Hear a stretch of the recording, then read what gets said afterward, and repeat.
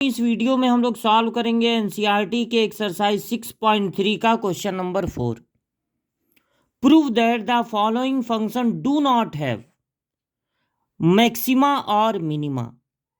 ये कुछ ऐसे फंक्शन दिए गए हैं, इनके बारे में कहा गया है कि ये जो फंक्शन है उनका कोई मिनिमम या मैक्सिमम वैल्यू है ही नहीं। तो देखिए, कुछ ऐसे फंक्शन होते हैं जिनका सिर्फ मैक्सिमम वैल्यू होता है। जैसे ये फंक्शन आप देखिए, फंक्शन एक बार ऊपर उठा है, उसके बाद ये नीचे गिर रहा है, नीचे आ रहा है। इसकी एक मैक्सिमम वैल्यू है, मान लीजिए वो मैक्सिमम वैल्यू 1 है। इस 1 के ऊपर ग्राफ कभी गया ही नहीं है।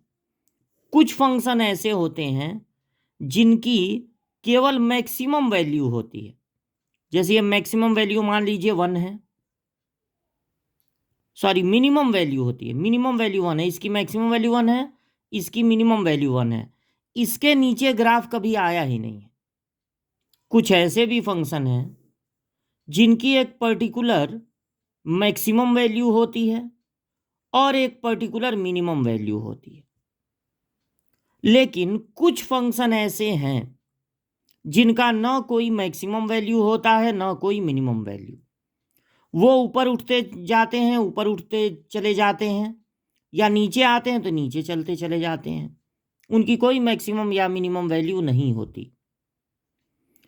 जब फंक्शन की मैक्सिमम या मिनिमम वैल्यू मिलती है, वहां पर फंक्शन का जो डिफरेंशिएशन है वो जीरो हो जाता है। जब फंक्शन मैक्सिमम या मिनिमम होगा तो वहां पर फंक्शन का जो डिफरेंशिएशन है उसकी वैल्यू जीरो हो जाती है, क्योंकि वहां पर जहां पर फंक्शन मैक्सिमम या मिनिमम हो वहां पर फंक्शन का जो ग्राफ का जो टेंजेंट है वो हो जाता है एक्स एक्सिस के पैरेलल, तो डिफरेंशिएशन जीरो हो जाती है। अगर कोई ऐसा फंक्शन है जिसका डिफरेंशिएशन जीरो ही नहीं हो सकता, तो वो फंक्शन ना कभी मैक्सिमम होगा ना मिनिमम। तो अगर हम इस फर्स्ट वाले फंक्शन की बात करें,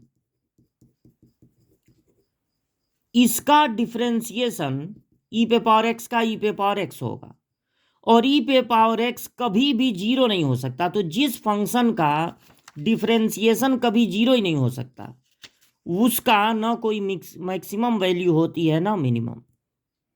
अब ई पे पावर एक्स जीरो क्यों नहीं हो सकता? ई पे power x is a positive quantity. E पे पावर आप 2 रख दीजिए, -2 रख दीजिए, 1/2 रख दीजिए, -1/2 रख दीजिए, ई पे कोई भी पावर रख दीजिए, ई की वैल्यू कभी जीरो या कभी निगेटिव आती नहीं। तो जब डिफरेंशिएशन जीरो ही नहीं होगा, तो फिर फंक्शन की ना कोई मैक्सिमम वैल्यू मिल सकती है ना मिनिमम। दूसरा फंक्शन है आपका log x, इसका डिफरेंशिएशन होगा 1/x, और 1/x कभी जीरो नहीं हो सकता। 1/x अगर जीरो हो गया तब तो बहुत गड़बड़ हो जाएगा। 1/x इक्वल टू जीरो, तो इसको उधर भेज दीजिए, 1 equal to zero. 1 equal to zero होता है कभी? या 1/x इक्वल टू जीरो, तो x होगा, रेसिप्रोकल करेंगे तो इनफाइनाइट, नॉट डिफाइंड। तीसरा जो फंक्शन है उसको hx से रिप्रेजेंट किया गया है, x³ x² plus x plus 1। इसका डिफरेंशिएशन होगा पावर से इंटू पावर एक कम, फिर पावर से इंटू पावर एक कम। सिर्फ x का डिफरेंशिएशन 1 होता है, कांस्टेंट का डिफरेंशिएशन 0 होता है। तो यहां पर एक क्वाड्रेटिक मिला। अगर इस क्वाड्रेटिक की वैल्यू पता लगाएं, जीरो हो सकता है कि नहीं, डिफरेंशिएशन जीरो हो सकता है कि नहीं।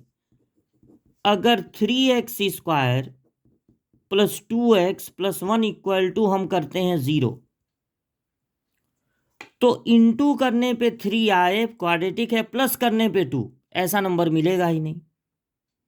और अगर इसको आप श्रीधराचार्य से सॉल्व करने की कोशिश करें, बाई फार्मूला सॉल्व करने की कोशिश करें, तो इसका जब आप डिस्क्रिमिनेंट निकालेंगे बी स्क्वायर माइनस 4ac, तो बी का स्क्वायर माइनस 4ac, यह आ रहा है 4 माइनस 12 यानी -8 निगेटिव।